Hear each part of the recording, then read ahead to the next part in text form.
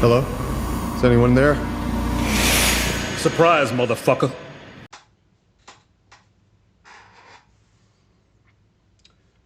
Absolute cinema, ladies and gentlemen. The moment has arrived. Bhawkmemes, the YouTube channel, is here. This is quite a surreal moment. Definitely a bittersweet one for sure. For those of you who don't know me, my name is Justin Lynch, aka Bhawkmemes on Instagram. I've been creating Blackhawks content over the last, I'd say, 4 years. I think we're going to season 5 here. So I started when I was a freshman in college, and now I'm graduated and living in my parents' basement where I'm recording this video. So yeah, I think we're doing pretty splendid so far in life. But no, in all seriousness, this is a very exciting moment to kind of be able to expand avenues, and I thought I'd kind of be able to build this. I've been able to build this brand on Instagram over the last few years. Like, why not branch out? Why not branch out on the YouTube?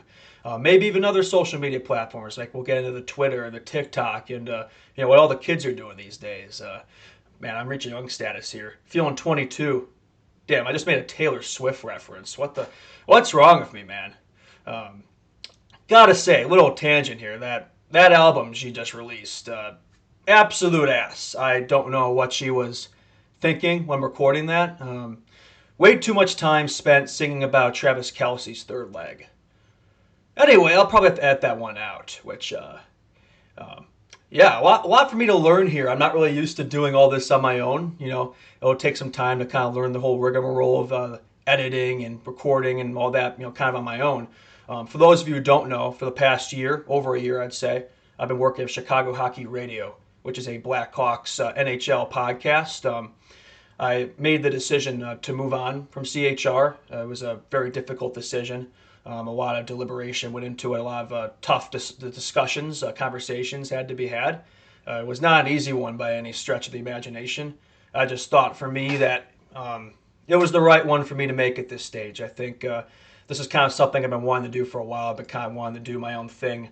I think I need full creative freedom if I want to kind of go as far as I can in this space, and I think this is a move that needed to be made. It was a tough one, but I have nothing but good things to say about the people at CHR: Natalie, Nolan, Lee, Charlie, Raven, Sully, Boss Man Tassos, all the wonderful people I got to work with. So nothing but good things to say. I'm not here to dog on anyone or anything. Like, I really appreciate the experience at CHR. It taught me that I can do this. It taught me that I think I know how to talk hockey. I've been making content around hockey for a while, and I think I can make this into a career space. On top of sports writing and content creation, I could be a YouTuber or more. So yeah, I think now is the time. Now is the time to experiment in life. Now is the time to really kind of move ahead, seize the day, carpe diem. So that's what we're doing. So this is probably going to be the most boring video I put out in here. I think I'm literally just going to call it Bhawkmemes, the pilot episode. Basically, I'm just kind of combining a few things I wanted to discuss.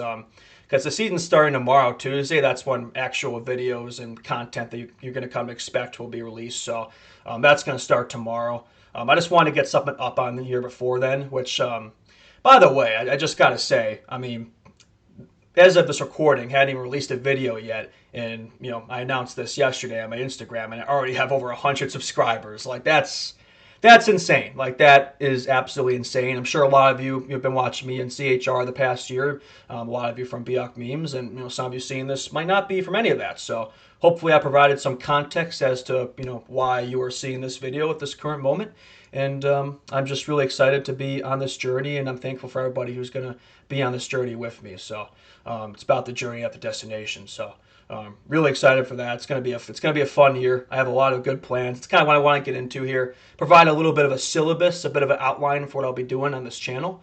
A lot of it's going to be more shorter form content, quicker stuff, quicker hits. I'm not really going to be doing the long form This isn't going to be a podcast. It's going to be, quick hit, 10, 15, 20-minute edited videos. Kind of the type of content you'd expect someone who makes memes, would make. It's kind of the type of video that, like, when you're eating alone or whatever, in your house and you want to watch a YouTube video. These are hopefully the type of videos that you'll want to watch. So kind of just a quicker hit, shorter, yeah, quicker hit videos. Because let's be honest, attention spans these days are only so much to where I just felt for me I can't be spending 2 hours talking about everything in the Blackhawks NHL world. I'd rather focus on a couple big important topics at a time and really kind of delve deeper into those. So. For that reason, I thought this doing my own thing, my own platform, would kind of allow me to do that. But I'm not going to be alone. There's going to be a lot of wonderful people that will be helping me with this project, who I really appreciate. A lot of them from my CHR group. So I know I'm going to have a lot of people in my corner helping me. A lot of exciting guests, collabs in the future. Big shout out to Lee Grosman, by the way. I worked with him for a year, Chicago Hockey Radio. I'd say his channel was probably a pretty good blueprint for kind of what to expect here. Obviously, I'll be doing my own thing, but we'll be working on collabs and content together in the future. So I want to give a big shout out to Lee Grosman. Man, this is my first video. I'm already linking other people's channels and shouting out people, but I thought that was necessary because I've seen what he's been able to do, and I thought, why can't I do it? So that's sort of the plan of attack there. But yeah, I'd say for the content, the videos that you can come to expect on this show or this page, this account, this channel, whatever you want to call it, word salad. Yeah, there'll be post-game shows for every Blackhawks game. I'd say probably those would be probably around 15, 20 minutes, depending on how interesting the game was, right? There'll be pre-game shows, I expect. Those will be quicker, probably 5, 10 minutes, nothing special.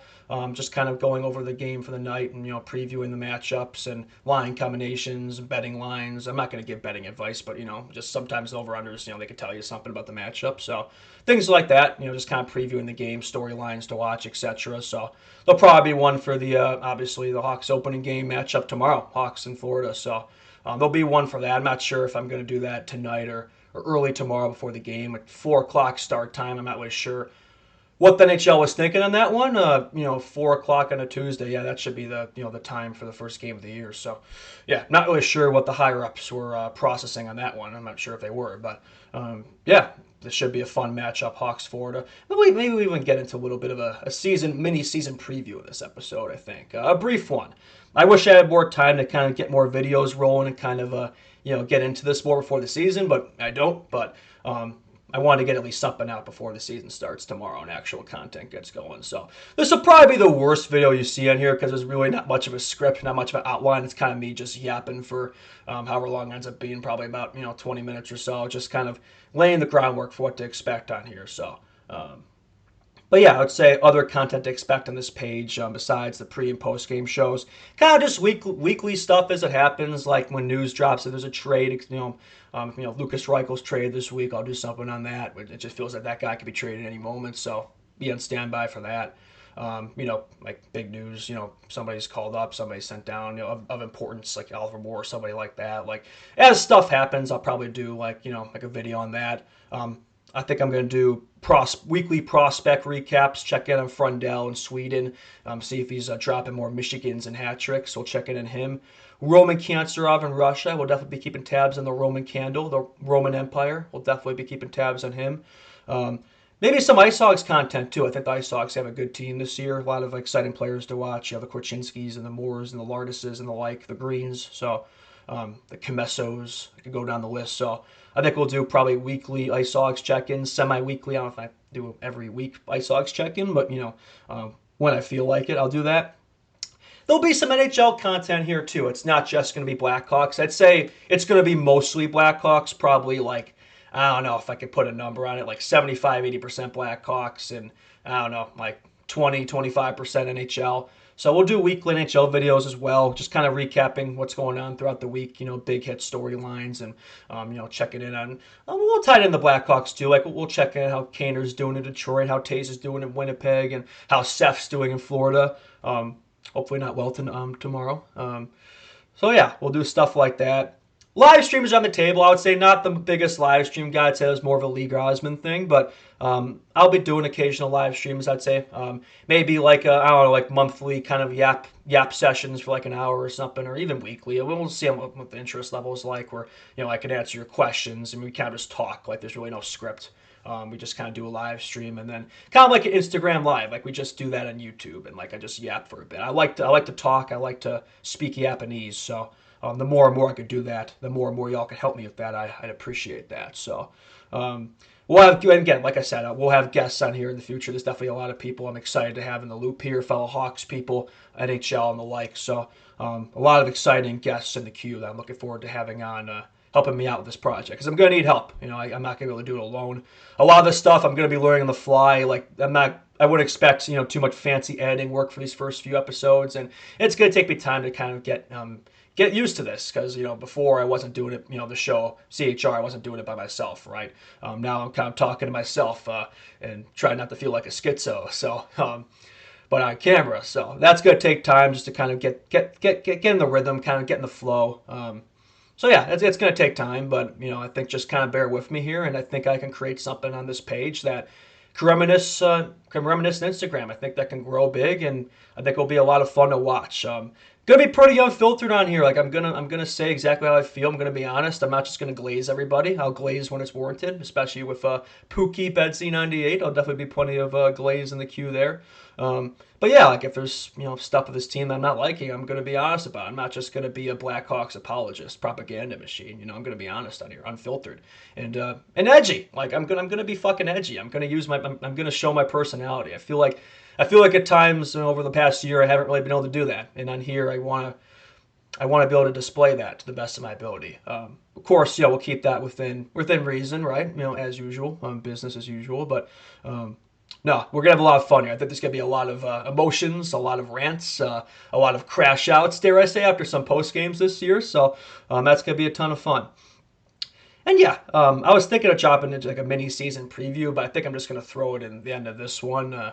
Just a sort of foundational groundwork for what we can expect this year. I got a Blackhawks expected roster, which I believe will be announced today. Official rosters we kind of already know based on who's been sent down, but I'm just going to briefly go through every kind of player here and sort of what to expect, things to look out for, etc. Keys, if you will. Starting at line one, we got Andre Burakovsky in the left wing, which let me just say I don't think he's going to last very long up there. I hope I can be proven wrong, but just where he's at this stage of his career, kind of coming back from injuries and the like, and a couple tough stints at the crack in there. I'm not really expecting much from Burakovsky. Hope I can be proven wrong. I mean, in his prime, the Avalanche, 50, 60 point guy, quick, shifty, talented player.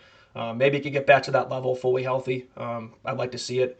But just not really the guy I necessarily want to see playing with Betsy every night. Like, if he has to be there occasionally, kind of a rotating, third man spot, fine. But yeah, I wouldn't say I have the highest expectations of Burakovsky going into the year. I'd say better off in the middle six than the top six. We'll see what happens there. But and yeah, starting center, 98 Betsy. Big year for Betsy, man. Big year for Betsy. I got my Betsy t-shirt on as we speak, and this is a big year for him, man. I mean, he's going into the year without a contract extension signed. They're going to do it, I would assume, next summer. And I think it's for good reason. I think, he had 67 points last year, which, I'd say probably, it was a disappointing year, but, it was also, the team was ass. So I'm not really going to slander. I think Betsy's been, the media has been overcritical, I think, of Betsy's performance. I think he's done the best he can in these shitty Hawks teams. I mean, I saw a stat the other day. He scored 45 goals in his first two seasons as a Blackhawk, which is identical to Patrick Kane's tally through his first two seasons. So I'm just saying. And Betsy wasn't playing with Patrick Sharp and Jonathan Toews and Marty Havlat and Hossa and all these guys. Hossa was 2010, but you know what I mean.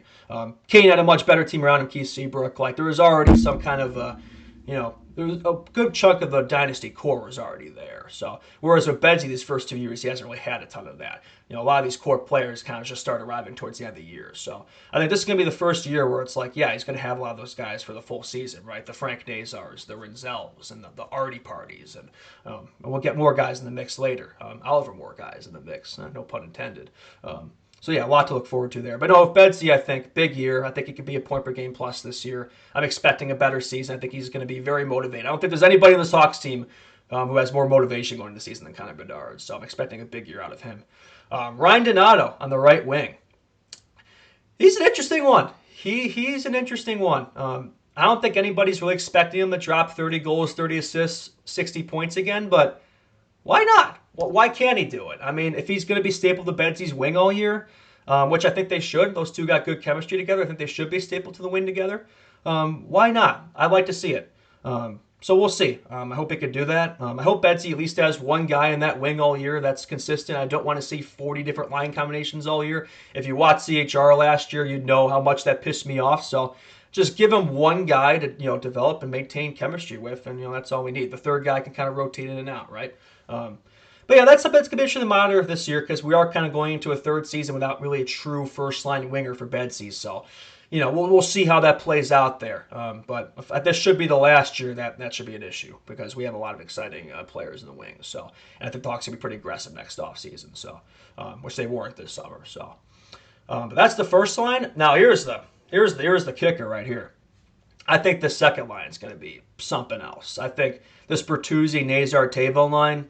Yeah, I think this could be every bit as good as the first line, and some nights maybe even better. Just because those three players clearly have showed some really damn good chemistry together. I think Bertuzzi and Teravainen complement Nazar really well. Frankie Nazar, that is the 2C. I think he's primed for a breakout season. Obviously signed the not quite 6.6 contract extension. I thought I was onto something there. I wasn't, but I see no reason why Frank Nazar can't be a 50, 60. I think that's being generous. I think he could be a 70, 80 point guy this year. I think he's going to be pretty close to Betsy. I said it on CHR. I think Frank Nazar is going to be right up there with Betsy. I think Betsy's going to be our leading producer, but I don't think Nazar is going to be far behind. I think it's going to be more of a Kane Taves dynamic this season. Some nights Betsy's going to be the best player. Some nights it's going to be Nazar, right? And it should be able to kind of complement each other and sort of take some of the pressure off, right? So I think that's going to be nice. Bertuzzi on the left side. I'm expecting better for him this year. I think with Jeff Blashill coming in, those two got some chemistry together from their time in Detroit. So I think that's going to help him out a lot. I think he had a 62-point season with Blashill when he's with the Wings. So I think Bertuzzi could have a better year. I'm not maybe 50-point range. I think he had 46 last year. So if he's in the 50-point range, I think that's kind of what I expect out of Bert. 25, 30 goals. I think that's pretty doable for him. Teravainen's an interesting one. He had 58 points last year. I think he could do better than that. I think he could be a 60, 70-point guy. Now, here we go again. I've already made two jokes. Not 6'7", 60, 70. Close enough. But anyway, bro thinks he's Betsy Nazar. I think Teravainen, he had an interesting year last year. Very hot and cold. Katy Perry reference. Very hot and cold season from Teravainen. There would be months at a time where he couldn't go a game without producing. And then there would be kind of weeks where he didn't really notice him that much. So very curious to see what he can do this year. I'd like to see him, I'd like to see him get more reps at Betsy, honestly. I thought those two developed some really nice chemistry at the beginning of last year, and then we kind of went away from it for the rest of the year for whatever reason. But at the same time, though, I understand if they don't want to break up that second line and want to keep him with Nazar. I get that too. But I think if they have a hard time finding a true lineout for Betsy this year, I think Teravainen is an option there. But second line of Nazar works well too. And I think other thing I'll say, I think Betsy Nazar could definitely be a nuclear option this year too. I could definitely see a dynamic where the Hawks are down, let's say, going into the second intermission or in the second intermission going to the third period, the Hawks are down the game. I could definitely see him rolling out a Betsy Nazar nuclear option line, just saying fuck it, we're gonna go for it here and try to come back. So I could definitely see a sort of dynamic in play there, which I think would be fun. I understand splitting them up, letting them kind of run their own lines, but I'm also open to the idea of playing Bedard and Nazar together and just kind of fully developing that chemistry. We'll see how the power play, but I wouldn't mind seeing it even strength too, but then you have to figure out who the 2C is, and that's not really clear. So, but yeah, that's the second line. Third line, we got Landon Slaggert, Jason Dickinson, and Ilya Mikheyev. Definitely one of the lines of all time here. This bottom six is something. It is a bottom six of all time. The top six and the bottom six is a very clear difference, I will say. But I think it's going to look better towards the end of the year. But I'll get into that later. But Slaggert, he'll be an interesting guy to watch this year. I think I'd like to see him take a step forward, kind of assert himself a spot in this future core, right? I'd like to see that from him. Dickinson's a guy I definitely don't expect him to last the year. I think he's going to get traded, but he needs to up his play to be able to do that. His play just wasn't there last year, so I'd like to see him maybe get closer to the form he showed his first 2 years as a Hawk. I think he'll get PK chances with the Laffertys and the Folinos. Maybe I'll help him out, but Dickinson's a guy I don't expect to be in that 3C spot all year. And frankly, I'd rather see Oliver Moore there. I'd rather see Oliver Moore as a 3C. That's another topic, but Moore starting the season in Rockford. I understand it. I think they're kind of setting him up for that Frank Nazar trajectory. And if that's the case, I'm fine with it. But frankly, I thought he was one of the Hawks' best players in the preseason. I would have liked to see him start the year at the Hawks, but whatever. That's a tangent for another time. Then we got Ilya Mikheyev. Yeah, I mean, I'd be surprised if he had another 20-goal season, to be honest with you. I'd be surprised. Just because there's more competition, more less spots up for grab on this team, right? You want to see the kids kind of step up and take those reins. So I don't think you're going to be expected to, see Mikheyev produce like he did last year, which I don't think he's going to need to. And for what he does for the penalty kill and special teams, like he's still a useful player. I'm definitely higher on him than, I'd say Jason Dickinson, Foligno. Speaking of that fourth line, we got another line of all time here. We got Foligno, Lafferty, Doc. A captain, Nick Foligno. I would say Unk's still got it. He's been an effective player for the Hawks the past couple of years, sort of kind of revived his career a little bit, helped extend it. He's done his job as a captain, as a leader off the ice, and the mentorship he's had in these young guns. I think he's been effective from that standpoint. I mean, his on-ice play, it's all right. This is far past prime Nick Foligno here, but he could still play fine in a fourth line role. Just be a solid, meat and bones grinder type of player, right? So he's not going to produce a ton, but just be responsible on both ends of the ice, and be a dog, be a pest to play against. That's kind of all you could expect. So. Yeah, Nick Foligno. Last year of his contract, that'll be interesting to see. Like, is this his last year as a Hawk? Does he retire? Like, do they extend him? Do they, what happens there with Foligno? Because frankly, we're getting a point where these young guns are showing up, like, that kind of doesn't really leave space for the Dickinsons and the Folignos. So that's going to be something to watch this year for sure. Sam Lafferty. I like Lafferty. Like, don't get me wrong, good penalty kill guy. I was a fan of him in his first Hawk stint. Like, definitely a pleasant surprise when KD acquired him from the Penguins for Alex Nylander. I liked him then. I don't really understand bringing him back. Like, I'd rather play, a guy like Ryan Green in that 4C spot, instead he's in Rockford. So, but to me, he's kind of just taking up spots that I'd rather give to a young player. I understand why you wouldn't want to make more of the 4C because I think he'd be better off probably playing first line minutes in Rockford. But there are guys I'd rather see in that spot than Sam Lafferty. Like, I don't know, at this stage of his career, like, he's a good penalty killer, but like I don't really know what else he provides. He's a speedy player. That's why Davidson likes him. Speedy player, Max Verstappen reference. So yeah, he's effective from that standpoint. But I'd be lying if I claimed I was super excited to watch Sam Lafferty hockey this year. So again, another guy. I'm not sure if he's not going to be playing every night. Probably like 13 forward, a lot of nights a scratch. So, but yeah, Sam Lafferty is back. One of the big moves of the summer from Kyle Davidson, and what was a quiet summer, but by design. And then we got Colton Dach. I would say very similar to Landon Slaggert. I want to see him take another step forward this year. That's a guy, too, where it's kind of now or never. Like, he kind of has to earn his spot on this team now. I don't think he's really going to get, a second chance because there's just so many players. There's too many players. You don't have room for them all. So I think if Dach wants to be a part of this Blackhawks future core, this is the year. And I will say, impressed with him in the preseason. Like, if he can carry that forward in the regular season, I think he's got a shot there. The best Dach brother, clearly. He clears Kirby Dach. I think we could all agree on that. Yeah. Then we got the D. Pause. We got Alex Vlasic and Sam Rinzel. Vlasic questionable for the opener against Florida. We'll get into that more, let's say, in the pregame show for that one. But he got cut by a skate in the preseason, but thankfully not serious, day-to-day, precautionary, right? So hopefully we'll be ready to go tomorrow. We'll see about that because I do think this Hawks defense is really going to need him. It's a very young defense, a very green defense, a very unproven defense, but also a defense with a lot of potential. So I hope we can see Vlasic. Hope he's not going to miss too much time, and hopefully he's ready to go tomorrow. But yeah, I expect a big year out of him, take another step forward. Took a nice step forward last year, and that $4.6 million contract just looks great by the day. So definitely got a steal there. Sam Rinzel, that's the guy. Now here's a guy I'm really going to be pumped to watch this year. Chris Collinsworth reference. I think this guy is going to be in the Calder conversation. I'm not the only one. There's been a lot of people who've been saying it. At this point, I don't even know if he's a dark horse anymore because I think a lot of people have kind of been saying that he's a dark horse in the Calder race, and I just think the fact that he's going to get first pair of minutes all year, 25 minutes a night, first power play reps. Like, I think he's going to get a ton of secondary assists or primary assists. If you look at what Lane Hudson did last year, I'm not saying he's going to have a season like that, but, he could probably be in the 30, 40-point range. He'll at least be a finalist, you would think. He'll be in the conversation. He'll get votes. I don't know if he's going to win the Calder Trophy, but I think he's going to be in the running for it. So really excited to see what he can do this year. Wyatt Kaiser, Artie Levshnaw, that's kind of your locked-in second pair there. Kaiser, had a bridge deal extension this summer, so signed it right before training camp began. And that's definitely a guy,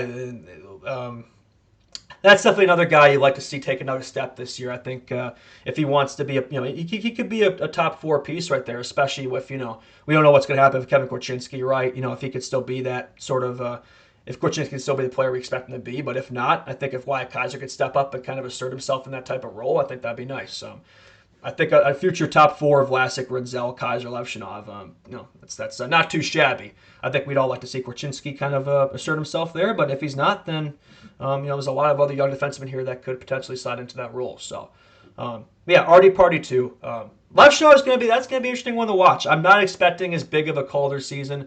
I'm not expecting as big of a rookie season from him, I'd say, as Rinzel, just because he's a couple of years younger. He's got less experience, and he looked solid, I'd say, in his Hawks stint last year, but he didn't wow you like Sam Rinzel did. So I'm not expecting as much from him. I just want to see growth from Artie. That's what I want to see. I want to see improvement. If there's a Most Improved Player of the Year award, I want that to go to Artie Party. So that's what I want to see from him. I'm not going to – I know there are going to be fans who are constantly comparing him to Demidov. I'm not going to do that. Different positions, different players, different situations. So I'm not going to entertain that for now. But I understand that. But frankly, with Frundell and Sweden, I'm not too worried about not selecting Demidov. I think we're going to be pretty happy with our Frundell. But that's – once again, if you haven't noticed already, I like going off on tangents. And Frundell was definitely a discussion for another time. Yeah, I mean, you think about him, Cancer, Boisvert, like this Hawks team, I'd say in March, April, just like last year, is going to be a lot of fun to watch towards the end of the year. But that's a topic for another time. Third pair, Matt Grzelcyk and Connor Murphy. I mean, one of the defensive pairs of all time. I can just already see this pair giving me nightmares in the post-game shows this year. The Grzelcyk signing, I guess. I sort of understand it. I'd rather play, the Del Mastros and the Allens and the Creviers and the like. I understand why Korchinski's in Rockford. He just wasn't ready. You could see it, but yeah, Grzelcyk, I don't think we needed him. But at the same time, it's a young defense, so having another vet back there, fine. I just hope this isn't another T.J. Brody, Alec Martinez situation from last year, which I don't think it will be. I mean, Grzelcyk's clearly a better defenseman than those two. He did have 40 points last year, but that was, in an extended role at the Penguins, so I wouldn't expect that from him because I don't think he's going to have as much work in the special teams this year. Clearly setting up for more of a, 10-minute a night third pair role. So that's kind of where he reverts back to kind of just being mid. So we'll see. I mean, maybe that's a guy you can, flip at the deadline for assets. Connor Murphy, too. I mean, Murphy going into what it could be his last year as a Hawk, and he's been with this team since 2017. I graduated from grade school then. So Connor Murphy makes me feel old, and he's seen everything, man. I kind of feel for him that he's probably never going to see a good Blackhawks team because we're going to be asked this year. But I think from next year onward, this team's going to get a lot better, and probably right when Murphy's leaving.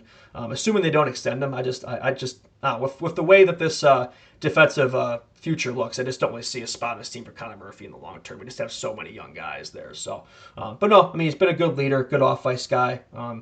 Nothing bad to say about Murphy from that perspective. But yeah, I would say, if he could have another, decent year last year, if he could sort of replicate that, maybe we can get something at the deadline for him. We'll see. Won't expect too much of the deadline this year. Guys like Murphy, Grzelcyk, Dickinson, Foligno.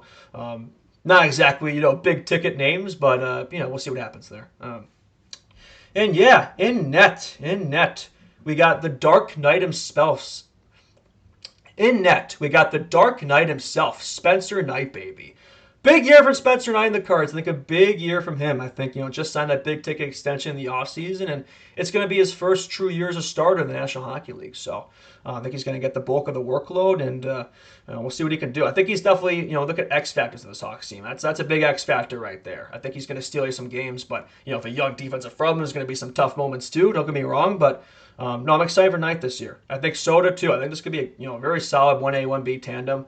I think Soderblom as well. Big improved season last year. Don't really know if any of us saw it coming, but yeah, he had a much better season last year. I think earned himself that extension. So I want to see him do it again. I want to see him push Knight. I want to see those two kind of.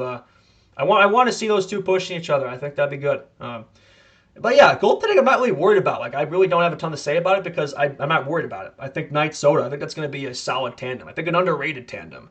It's a young tandem, but I think there's a lot of potential there, and I think those two are going to steal some games. Like I think we're gonna see improvement this year. Like I don't know how much improvement, wins, losses, standings wise, but we're definitely going to take a bit of a climb. Nowhere near the playoffs or anything, but I think a 10-point climb is realistic. I don't think we're necessarily going to be the worst team in the league like everybody says. Like, I think we're going to be down in the basement, but not necessarily the worst.